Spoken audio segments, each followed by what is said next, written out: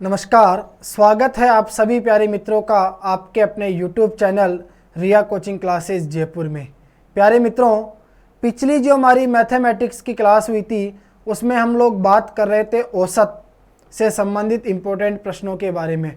औसत पढ़ना हमने प्रारंभ किया था।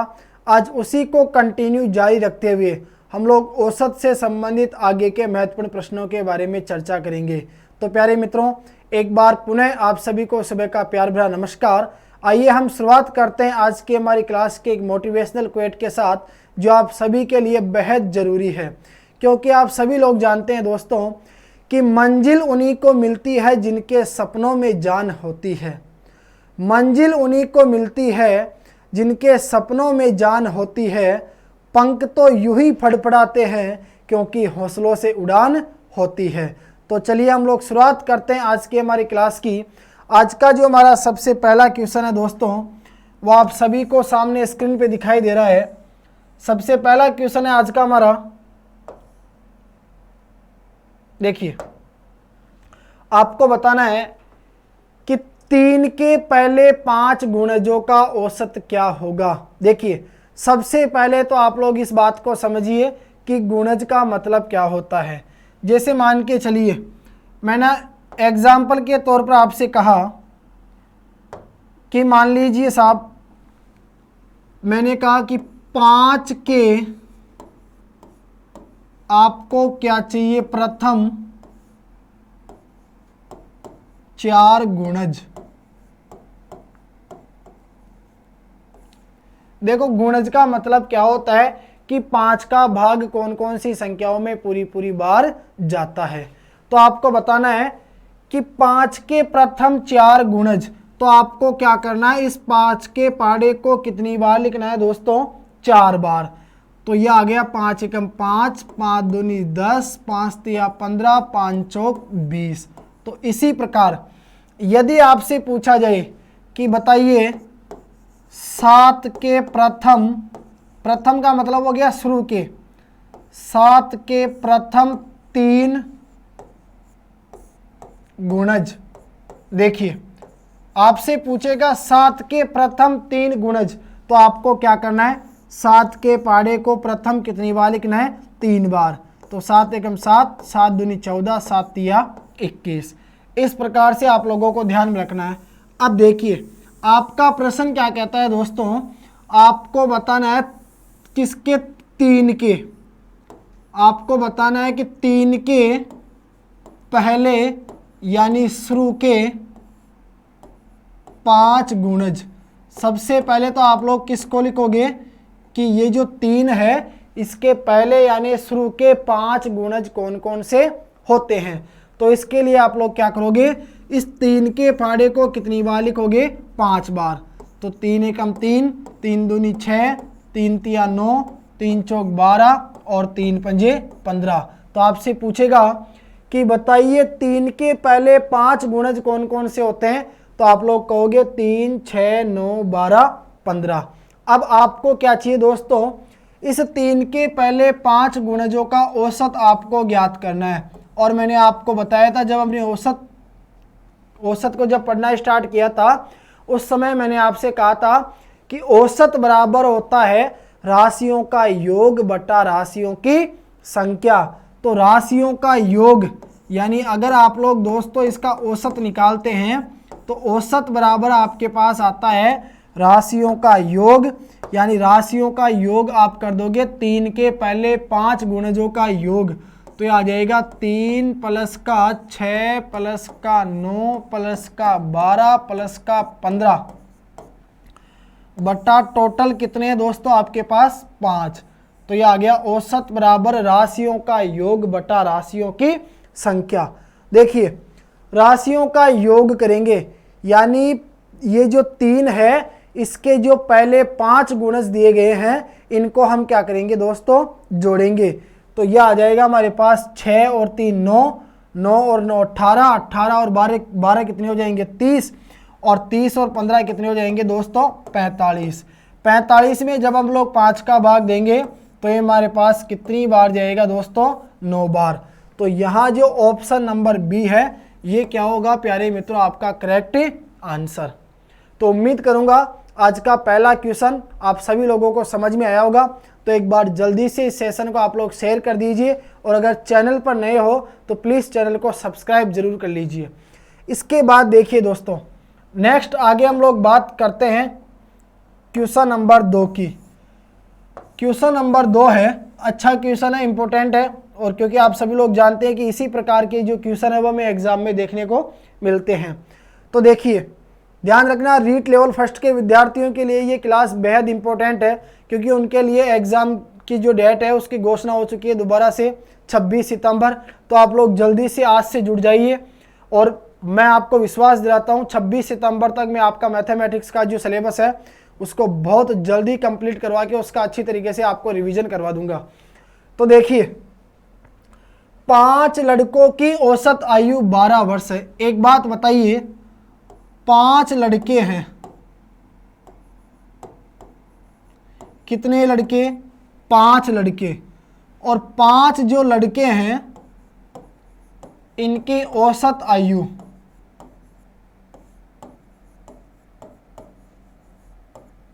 देखो, 5 लड़कों की औसत आयु आपको कितनी दी गई है? 12 वर्ष दी गई है। अगर 5 लड़कों की औसत आयु 12 वर्ष है तो मैंने आपसे कहा था औसत का मतलब होता है दोस्तों हमेशा प्रत्येक एक के लिए। औसत शब्द किसके लिए प्रयोग में लाया जाता है? प्रत्येक एक के लिए प्रयोग में लाया जाता है। तो देखिए, 5 लड़कों की औसत आयु 12 वर्ष है।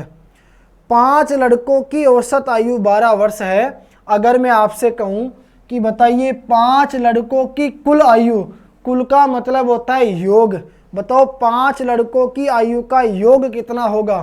तो 12 को हम लोग किससे गुणा कर देंगे? 5 से, यह आ जाएगा 12 पंजे 60। क्लियर?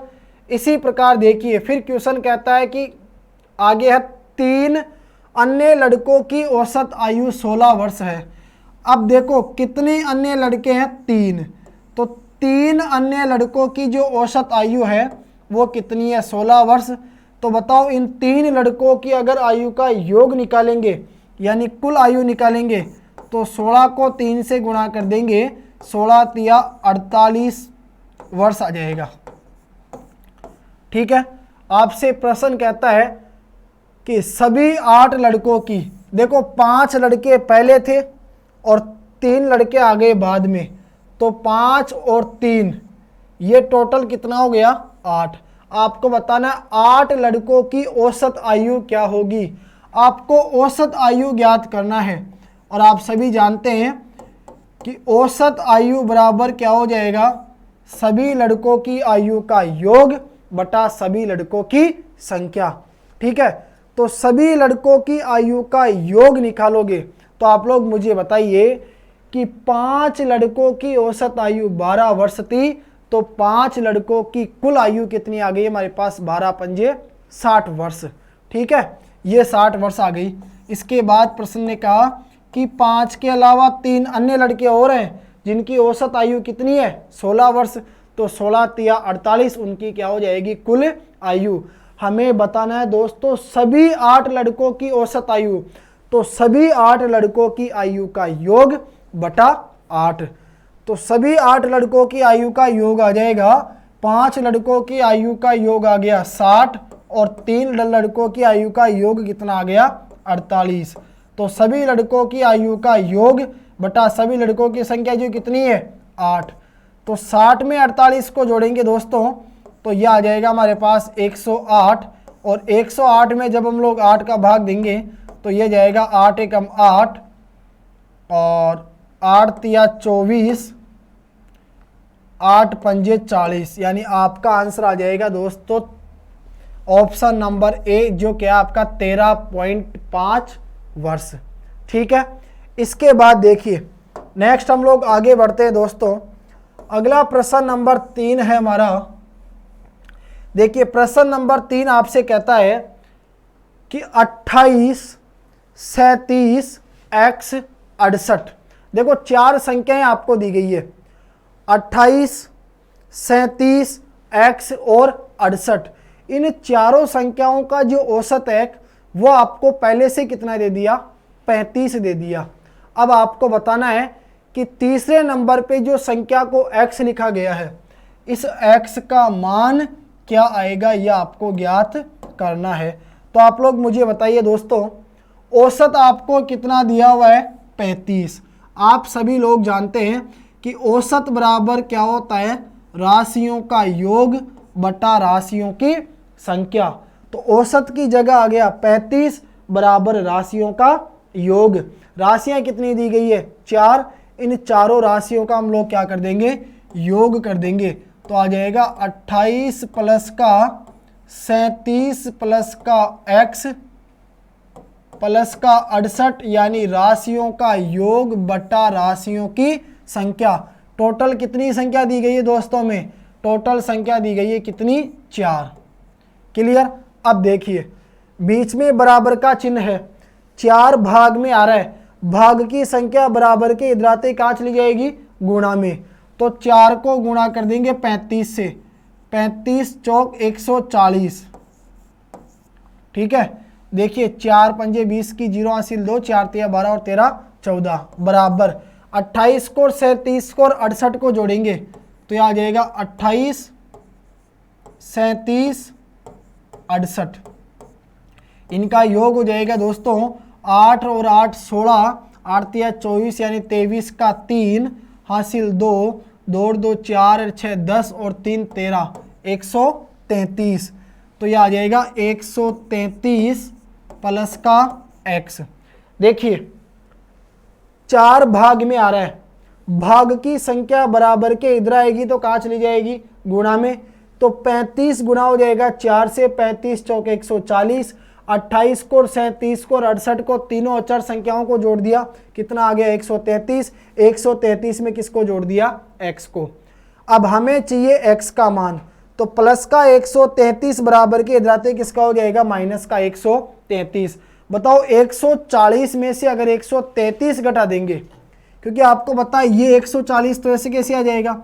अब ये प्लस का 133 बराबर के इधर किसका हो जाएगा दोस्तों, माइनस का 133। तो बराबर में किसका मान आ जाएगा आपके पास, x का मान। तो 133 घटा दिया तो कितना बचेगा दोस्तों, x का मान 7। यानी ऑप्शन नंबर जो बी है प्यारे मित्रों, वो क्या होगा यहाँ पर आपका करेक्ट आंसर।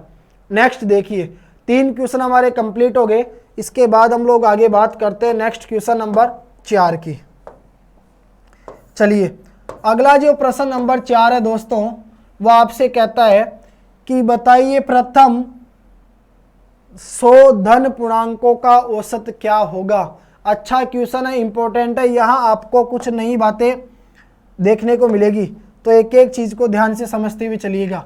आपसे कहा गया है कि प्रथम 100 धन पूर्णांकों का औसत आपको ज्ञात करना है। आप लोग जानते हैं सर औसत हम लोग ज्ञात करेंगे तो औसत बराबर होता है राशियों का योग बटा राशियों की संख्या। तो राशियों का योग। अब एक बात मुझे आप लोग ये बताइए, प्रथम 100 यानी शुरू के 100 धन पूर्णांकों औसत आपको ज्ञात करना है। औसत बराबर होता है राशियों का योग बटा राशियों की संख्या। अगर यहाँ पर आप संख्याओं का योग करने बैठ गए, यानी 1 से लेकर 100 तक की संख्याओं को अगर आप लोग क्रम से जोड़ने बैठ गए तो आपका जो समय है एग्जाम का वो जोड़ने में ही चला जाएगा और आप सबसे पीछे हो जाओगे।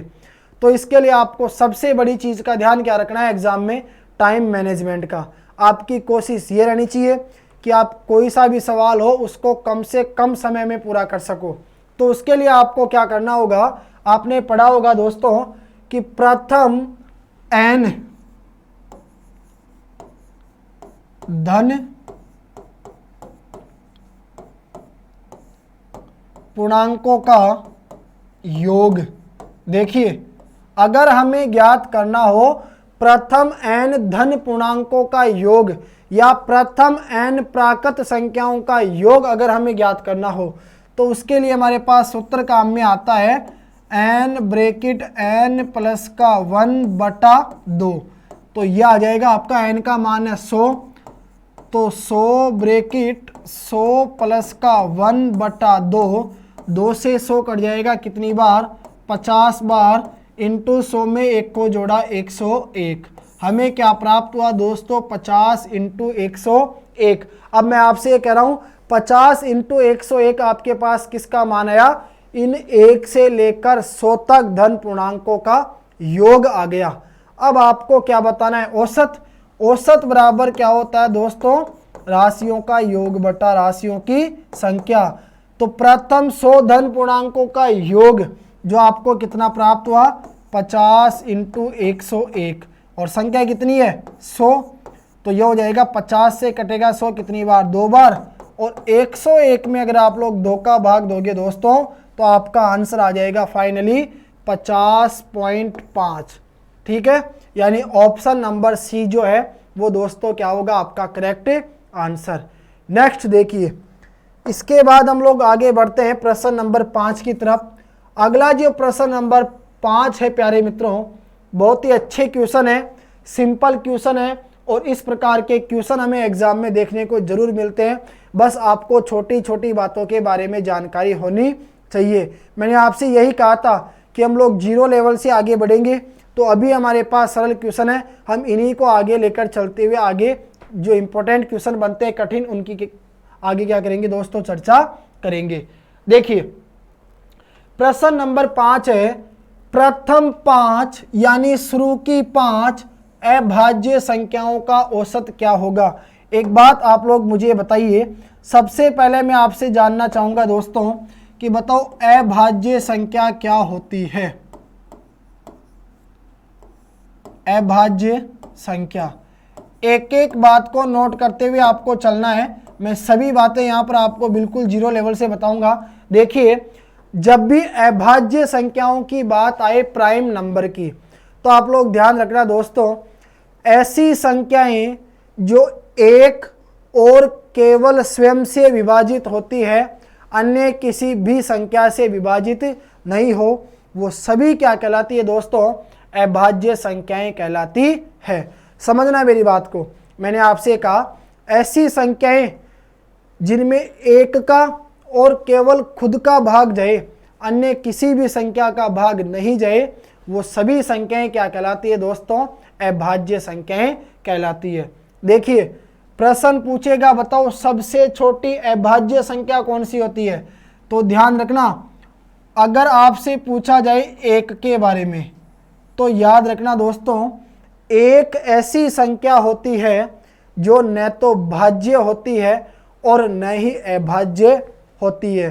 तो अगर आपसे प्रश्न में पूछ लिया जाए कि बताइए ऐसी संख्या जो न तो भाज्य हो और न ही अभाज्य हो, वो कौन सी है दोस्तों, 1। तो 1 को तो छोड़ दीजिए, अब सबसे छोटी अभाज्य संख्या आती है आपके पास कौन सी, 2, 2 के बाद में आएगी 3, 3 के बाद में आएगी 5, 5 के बाद में आएगी 7। कितनी चाहिए आपको, प्रथम 5 चाहिए, तो 2, 3, 5, 7, उसके बाद में कौन सी आ जाएगी दोस्तों, 11। ठीक है, तो 2, 3, 5, 7, 11 क्या है, प्रथम 5 अभाज्य संख्या। अब इनका औसत निकालना है, तो औसत निकालने के लिए हम क्या कर देंगे, इनका योग करके 5 का क्या कर देंगे, भाग दे देंगे। तो योग आएगा दोस्तों 3 और 2 5 और 5 10, 11 21 और 7 28 बटा टोटल कितनी संख्या है, 5। 28 में 5 का भाग दोगे 5 25, 3 बचेगा, 5 छंगे 30, 5.6। ऑप्शन नंबर बी जो है दोस्तों वो क्या हो जाएगा आपका करेक्ट आंसर। इसी प्रकार देखिए अब हम लोग आगे बात करते हैं प्रश्न नंबर 6 की। तो अगला जो प्रश्न नंबर 6 है प्यारे मित्रों, उसमें आपसे पूछा गया है कि बताइए 50 तक की सभी सम संख्याओं का औसत क्या होगा। देखिए इंपॉर्टेंट क्वेश्चन है दोस्तों, इस क्वेश्चन के माध्यम से आपको 2 बातें सीखने को मिलेगी और बहुत ही अच्छा क्वेश्चन है। इस प्रकार के क्वेश्चन हमारे पास रीजनिंग में भी आते हैं, जिनके बारे में हमें जनरल नॉलेज होना बहुत जरूरी है। समझिएगा एक एक बात को आप लोग ध्यान से। 50 तक की सभी सम संख्याओं का औसत, सम संख्याओं का औसत आपको बताना है। तो आपको पता है 2 कंडीशन होती है दोस्तों, एक तो होती है सम संख्या और एक हमारे पास कौन सी आती है,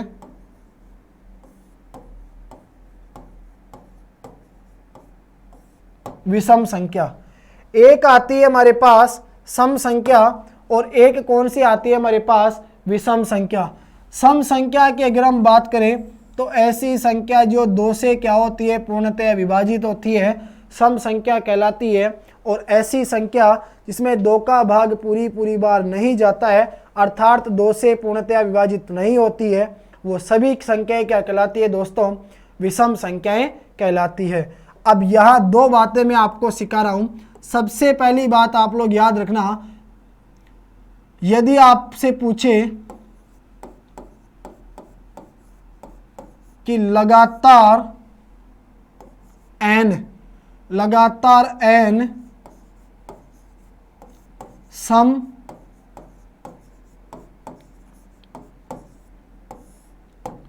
संख्याओं का योग, अगर लगातार n सम संख्याओं का योग आपसे पूछे तो उसका फॉर्मूला होता है दोस्तों x ब्रैकेट x प्लस का 1, ठीक है।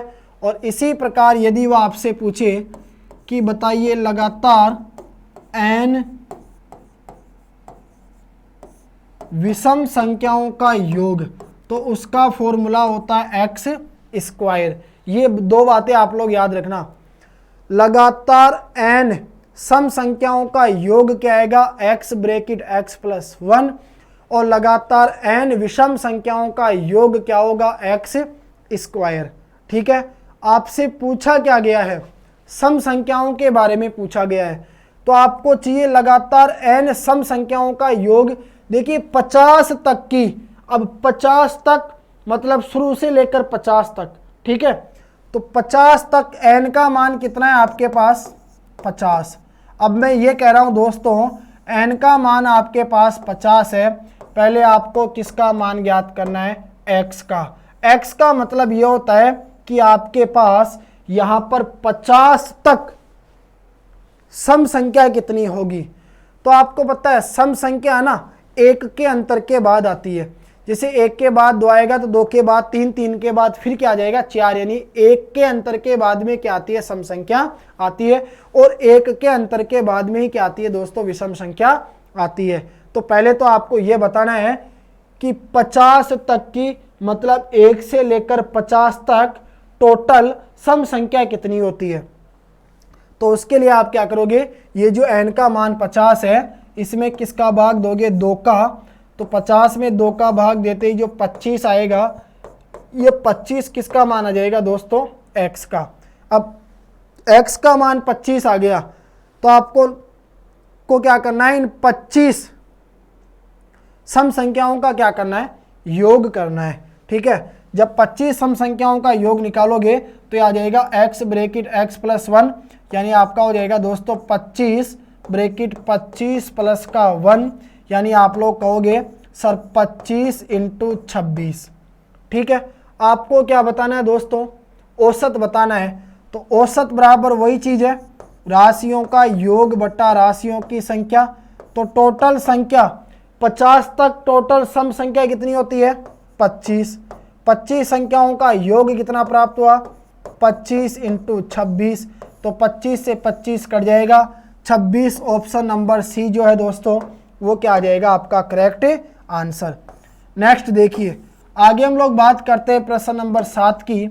प्रश्न नंबर 7 है दोस्तों कि 5 लगातार सम संख्याओं का औसत कितना है, 40। देखिए प्रश्न कहता है आपसे कि 5 लगातार सम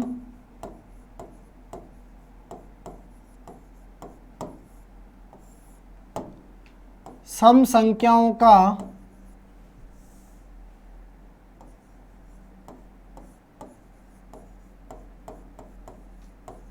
औसत। देखिए आपसे प्रश्न में पूछा गया है कि बताइए 5 लगातार सम संख्याओं का जो औसत है वो कितना है दोस्तों, 40 है। तो आपको बताना है इनमें सबसे बड़ी संख्या कौन सी होगी। देखो एक बात मुझे ये बताओ दोस्तों, प्रश्न ने आपसे कहा कि आपको चाहिए 5, वो भी लगातार सम संख्याएं।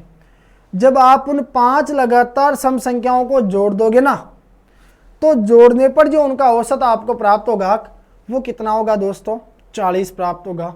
तो बताओ सबसे बड़ी संख्या कौन सी होगी। वो आपसे सबसे छोटी संख्या भी पूछ सकता है, ठीक है। तो देखो उस कंडीशन में आपको क्या करना पड़ेगा। उस कंडीशन में आप लोग क्या करोगे दोस्तों, पहले तो ये पता करो कि 5 लगातार सम संख्याएं कौन कौन सी होगी। तो देखो 5 लगातार आपको सम संख्या चाहिए, तो उसके लिए आप क्या करोगे, 5 लगातार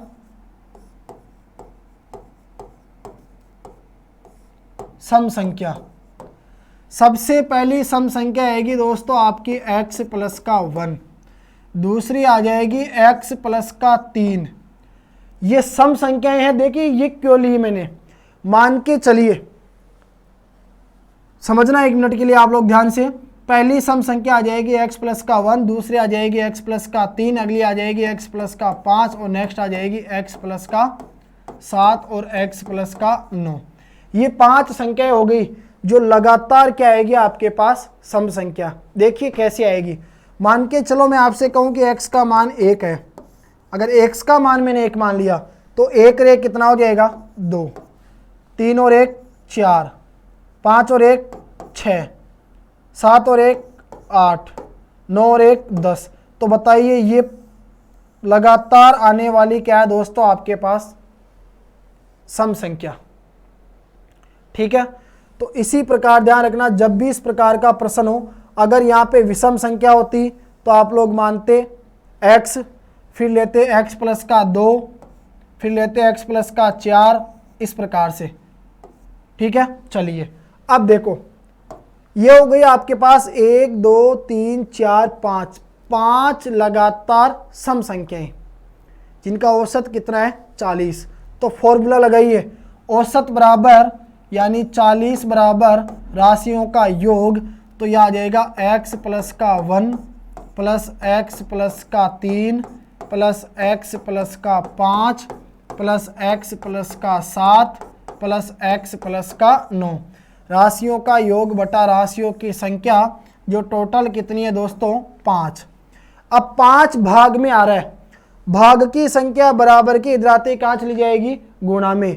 तो आ जाएगी 5 चौक 20 यानी 200 बराबर x देखो कितनी बार आया, 1 2 3 4 5, x आ गया कितनी बार, 5 बार। फिर देखिए 1 और 3 4, 4 और 5 9, 9 और 7 कितने होते हैं, 16, 16 और 9 कितने हो जाएंगे दोस्तों हमारे पास, तो 16 और 9 कितना आ जाएगा, 25, ठीक है। समझिएगा, x में x को जोड़ा 2x, 2x में x को जोड़ा 3x, 3x में x को जोड़ा 4x, 4x में x को जोड़ दिया तो 5x। यह आ जाएगा आपका 9 और 7 कितने, 16, 16 और 5 कितने होते हैं, तो 16 और 5 21, 21 और 3 कितने हो जाएंगे, 22 23 24, 24 और 1 कितना आ जाएगा आपका, 25, ठीक है। और ये बटे में कितना आ गया दोस्तों, 5। क्लियर। चलो अब देखो 5 का भाग दोनों में जा रहा है क्या, तो 25, 5 एकम 5, तो यह आ गया 200 बराबर x प्लस का 5। यहाँ से आपको x का मान निकालना है, तो प्लस का जो 5 है, ये प्लस का 5 बराबर के इधराते किसका हो जाएगा दोस्तों, 1 मिनट, सॉरी देखिए 5 चौक 20, यह आ गया 200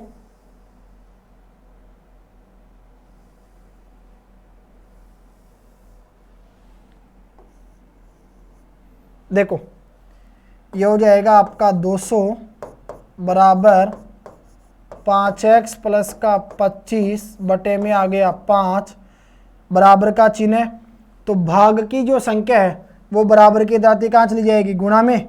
तो 5 दूनी 10 कितना हो जाएगा दोस्तों 1000 बराबर में आ जाएगा 5x प्लस का 25 प्लस का 25 बराबर के इधराते किसका हो जाएगा माइनस का 25। 1000 में से 25 घटाओगे कितना बचेगा 975 बराबर में 5x। x का मान निकालोगे तो बताओ 5 जो गुणा की संख्या है वो इधर कहाँ चली जाएगी भाग में, यानी आएगा 5 एकम 5 फिर 5 नाम 45 और 5 25 बिल्कुल सही है। 195 जो है वो दोस्तों आपके पास किसका मान आ जाएगा x का मान। अब आपको क्या बताना है 5 लगातार सम संख्याओं का योग 40 है,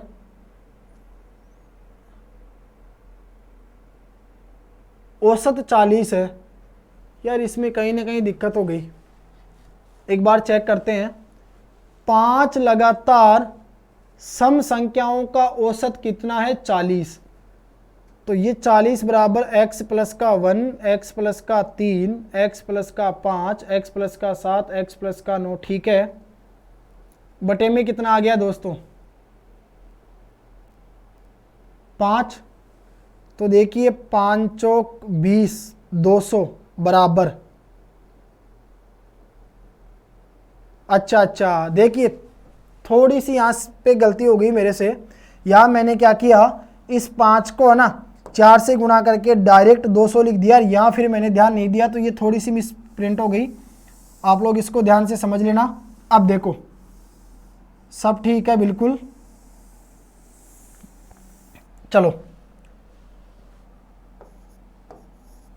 देखो 5 को 40 से गुणा किया 200 बराबर में 5x प्लस का 25 प्लस का 25 है ना बराबर की जाती किसका हो जाएगा माइनस का 25, तो 200 में से 25 गया तो कितना बचेगा 175 और बराबर आ जाएगा 5x। 5 का भाग दोगे 175 में 5 दिया 15 5 25 ठीक है। देखो ये आ जाएगा आपका 5 दिया 15 और 5 25 यानी x का मान कितना आ गया दोस्तों आपका 35। आपको बतानी है सबसे बड़ी संख्या, तो सबसे बड़ी संख्या कौन सी है x प्लस का 9 यानी 35 में कितने जोड़ दो 9, तो आ जाएगा 9 और 5 14 का 4 हासिल 1 44 जो है दोस्तों ऑप्शन नंबर बी आपका क्या होगा करेक्ट आंसर। ठीक है चलिए आगे बढ़ते हम लोग नेक्स्ट प्रश्न नंबर 8 की तरफ। देखो प्रश्न नंबर 8 है दोस्तों, अच्छा क्वेश्चन है इंपॉर्टेंट है और देखिए ध्यान से। तो प्रश्न नंबर 8 कहता है कि वार्षिक परीक्षाएं दी गई है 3। देखिए 3 वार्षिक परीक्षाएं हैं, 3 वार्षिक परीक्षाओं में से जिसमें प्रत्येक का कुल योगांक 500 है। देखो आपसे कहता है कि प्रत्येक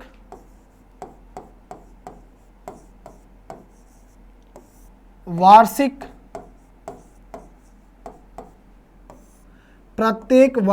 परीक्षा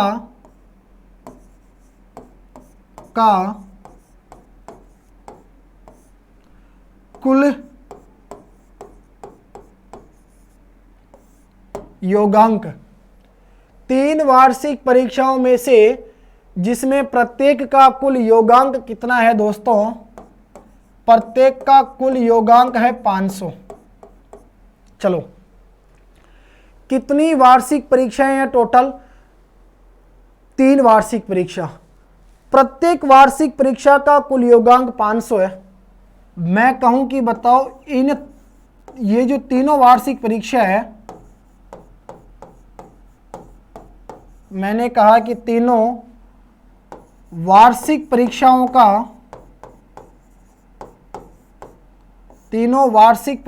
का कुल योगांक कितना होगा। अगर एक वार्षिक परीक्षा का कुल योगांक 500 है तो 3 वार्षिक परीक्षाओं का कुल योगांक हो जाएगा 500 इंटू 3 यानी 1500। ठीक है चलो आगे देखो। अब क्वेश्चन क्या कहता है आपका, एक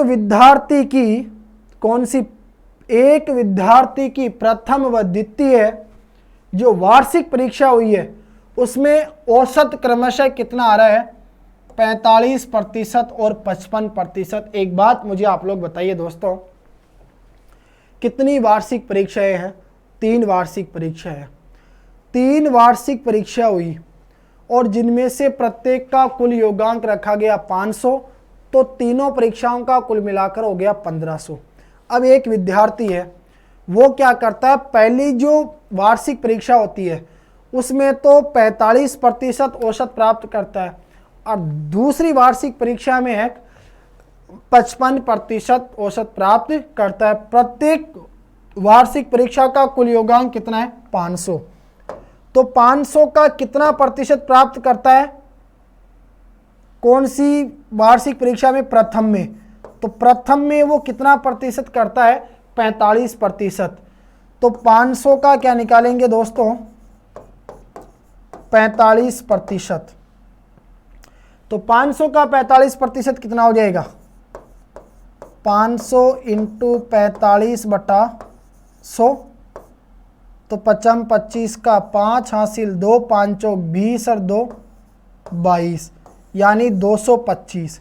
इसी प्रकार जो फिर दूसरी परीक्षा होती है, द्वितीय परीक्षा में 500 का कितना प्रतिशत प्राप्त करता है, 55%।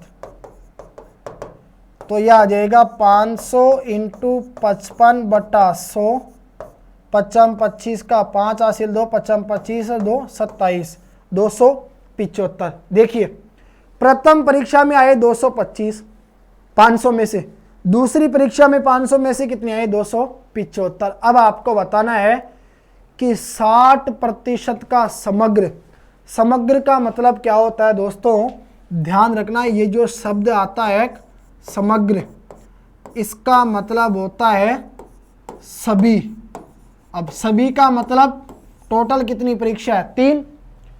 तो 60% का समग्र औसत प्राप्त करने के लिए जो तीसरी वार्षिक परीक्षा है उसमें उसे कितना अंक प्राप्त करना पड़ेगा। एक बात बताओ दोस्तों, 60% समग्र औसत प्राप्त करोगे, समग्र का मतलब सभी का, तो टोटल तीनों परीक्षाओं का योगदान कितना है, 1500। तो ये जो 60% निकालोगे आप, ये किसका निकालोगे, 1500 का 60%। तो यह आ जाएगा 1500 इंटू 60/100, 2 जीरो से 2 जीरो कट जाएगा और 0, 6 पंजे 30 की 0 हासिल 3, 6 कम 6 और 3 9। बताओ कितना प्राप्त होगा आपको, 900। ठीक है, 900 प्राप्त हो गया। एक बात बताइए दोस्तों, तीनों परीक्षाओं का 60% आया 900। पहली परीक्षा का 45% आया कितना, 225।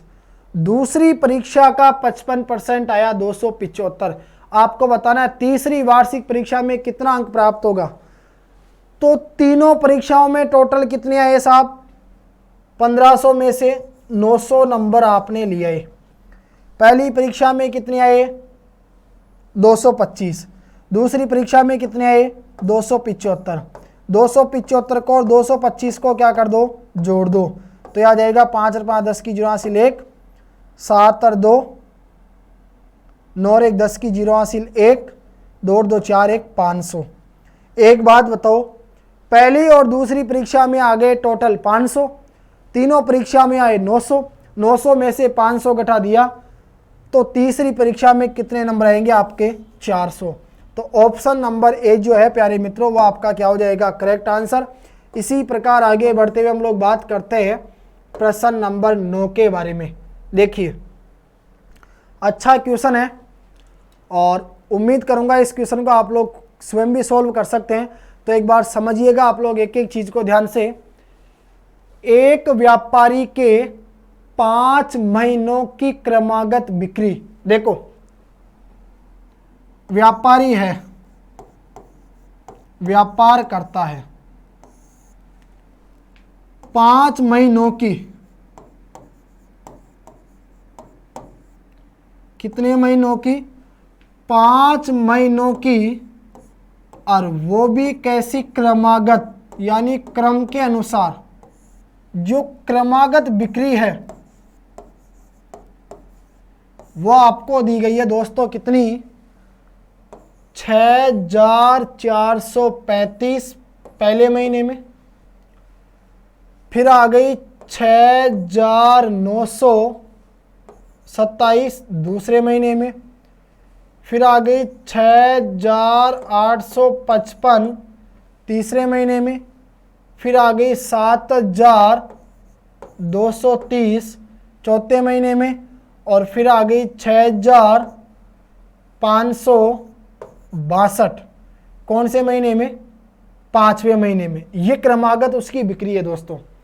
एक व्यापारी के 5 महीनों की क्रमागत बिक्री आपको दी गई है, वह छठे महीने में कितनी बिक्री करे, आपको बताना है छठे महीने की बिक्री। मैं कह रहा हूं छठे महीने में वो बिक्री करेगा X रुपये की, मान लो। तो बताओ छठे महीने में वह कितने रुपये की बिक्री करे कि उसकी जो औसत बिक्री है वो कितनी आ जाए, 6500 रुपये। अब एक बात मुझे बताओ दोस्तों, मैंने 5 महीनों तक लगातार 10 रुपये, 20 रुपये, 40 रुपये, 30 रुपये, 50 रुपये कमा लिए, और मैंने कहा बताओ मैं छठे महीने में कितने रुपए कमाऊं कि मेरे सभी कमाए गए रुपयों का जो औसत है वो 40 रुपये आ जाए। तो उस कंडीशन में आप क्या करोगे, आपको निकालना है औसत बिक्री, ठीक है, सॉरी औसत बिक्री आपको कितनी दी गई है, 6500। तो अभी मैंने आपसे कहा था कि राशियों का योग बटा राशियों की संख्या किसके बराबर है, औसत के बराबर। तो औसत कितना दिया गया है, 6500। औसत बिक्री 6500 है, बराबर 6 महीनों की बिक्री का योग। तो 5 महीनों की बिक्री का योग यह आ जाएगा, छठे महीने की बिक्री क्या आ जाएगी, X रुपये, ठीक है। तो इन 5 महीनों को हम जोड़ेंगे, तो जोड़ने पर आ जाएगा दोस्तों हमारे पास, देखिए 5 और 5 10, 10 और 7 17, 17 और 2 19 का 9 हासिल 1, फिर आ जाएगा 3 और 2 5 और 5 10, 3 13, 13 और 1 14, 14 और 6 20 की 0 हासिल 2, फिर देखिए 5 और 5 10 और 7 17 और 2 19 का 9 हासिल 1, 3 और 2 5 और 5 10 और 1 11 और 3 14 और 6 20 की 0 हासिल 2, ठीक है। फिर देखो ये आ जाएगा 4 और 2 6, तो 9 और 6 कितने होते हैं, 9 और 6 हो जाएंगे हमारे पास कितने, 15, 15 में 8 जोड़ेंगे 23 और 2 25 और 5 30 की 0 हासिल 3, 6 कम 6 6 दूनी 12 36 18 6 चौके 24, 6 पंजे 30 31 और 3 34, यह आ जाएगा आपके पास कितना, 34,009 रुपये। तो ये तो आ गया दोस्तों 34,009 प्लस का X बटा टोटल कितने महीने हैं, यानी टोटल आपके महीने कितने हैं दोस्तों, यहाँ पर 6 महीने, ठीक है। अब देखो हम लोग क्या करेंगे, 6 भाग में आ रहा है, भाग की संख्या बराबर की आएगी, कहाँ चली जाएगी, गुणा में, तो ये हो जाएगा 0 0, 6 पंजे 30 की 0 हासिल 3, 6 चक्का 36 37 38 39, यह आ जाएगा आपका 39,000 बराबर 34,009 प्लस का X। आपको बताना है छठे महीने की बिक्री X का मान, तो प्लस का 34,009 बराबर के जाते किसका हो जाएगा, माइनस का। तो इस 39,000 में से किसको घटा दोगे दोस्तों, 34,009 को, तो 10 में से 9 गया, कितना बचेगा आपके पास, 1, ये बचेगा 9, 9 इधर, 8 में से 4 गया तो 4, यानी 4,991। ऑप्शन नंबर ए क्या होगा प्यारे मित्रों, आपका करेक्ट आंसर। नेक्स्ट देखिए अगला जो प्रश्न नंबर 10 है, प्रश्न नंबर 10 आपसे कहता है दोस्तों कि 11 से 63 के बीच की सम संख्याओं का औसत क्या होगा। बहुत ही प्यारा क्वेश्चन है और इम्पोर्टेंट क्वेश्चन है, ध्यान रखना। यहाँ आपको 2 बातें सीखने को मिलेगी प्यारे मित्रों, उनके ऊपर आप लोग गौर करना और एक एक बात को समझने का प्रयास करना। देखो प्रश्न नंबर 10 देखिए, 11 से 63 के बीच की सम संख्या, 11 से 63 के बीच की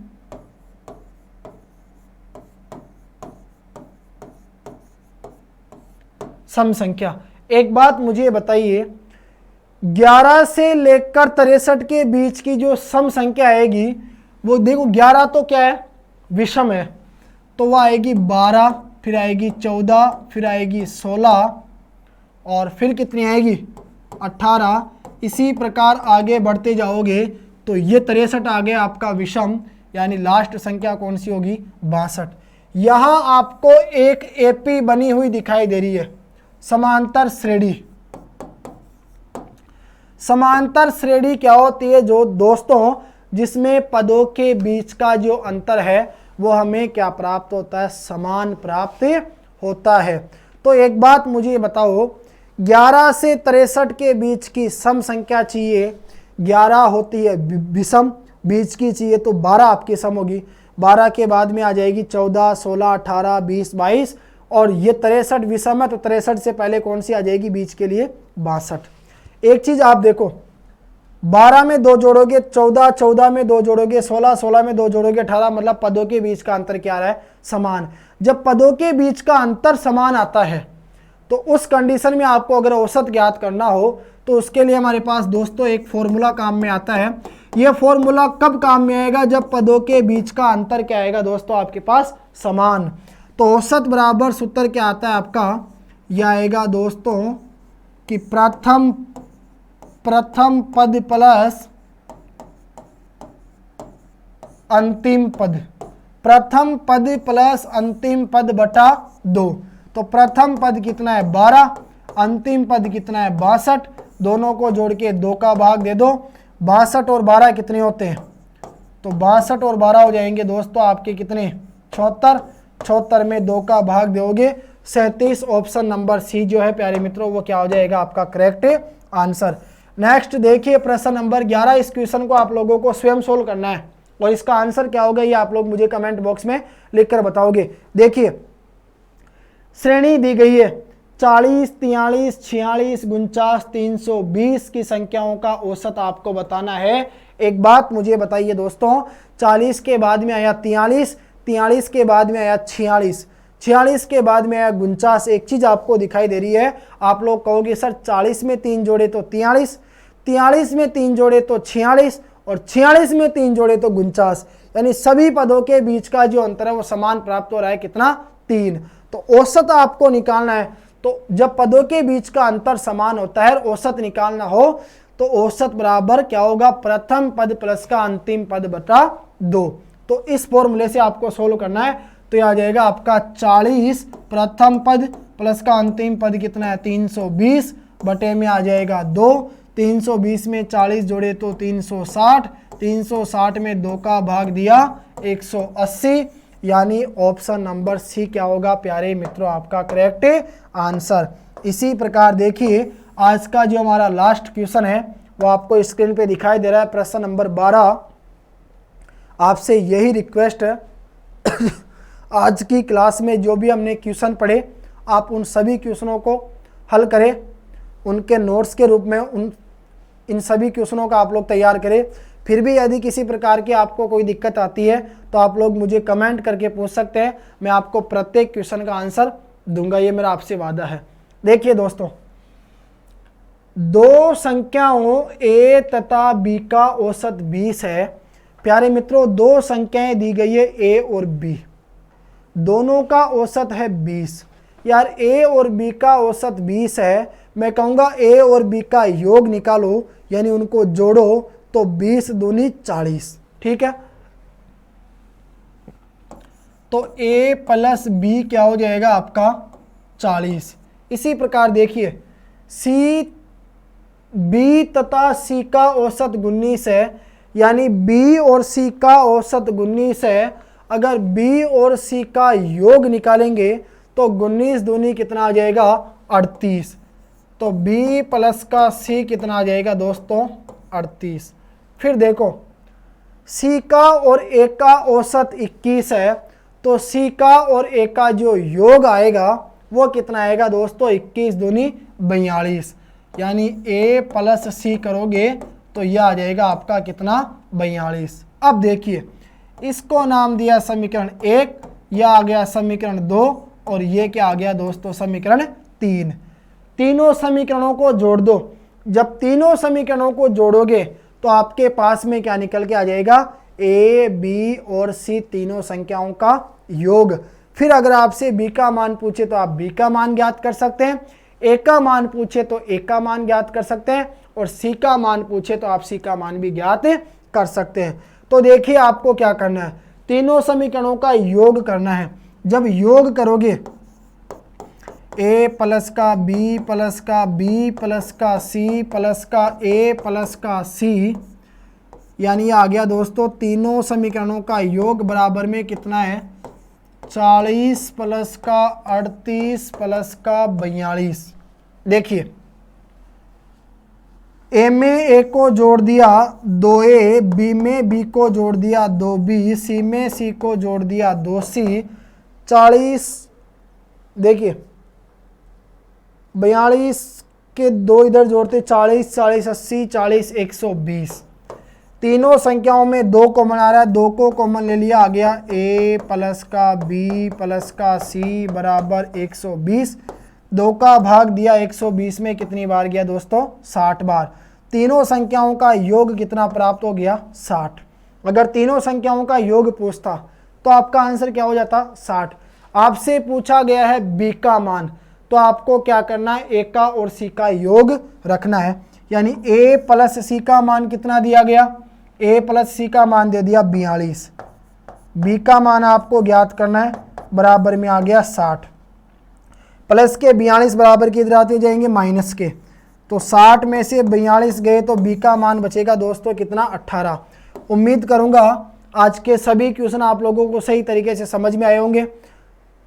तो दोस्तों आज की क्लास में इतना ही। नेक्स्ट अगली जो हमारी क्लास होगी उसमें हम लोग क्या करेंगे, औसत से संबंधित आगे के महत्वपूर्ण प्रश्नों के बारे में चर्चा करेंगे। तो आप सभी प्यारे मित्रों को तब तक के लिए जय हिंद, जय भारत।